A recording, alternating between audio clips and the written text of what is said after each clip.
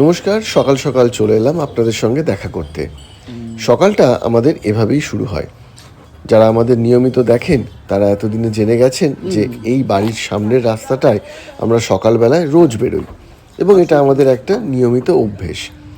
একটু হাঁটা হয় এই রাস্তায়, কোকো অবশ্যই একটু হাঁটে। যদিও কোকোকে আমরা ওভার এক্সারসাইজ দিই না, কারণ ওর শরীর পারমিট করে না ওভার এক্সারসাইজ নিতে। এটা বুঝেই দিতে হয়। যাদের অবশ্যই শরীর পারমিট করবে তাদের ওভার এক্সারসাইজ দেবেন, আর যাদের শরীর পারমিট করে না তাদের ওভার এক্সারসাইজ দেওয়ার প্রয়োজন নেই।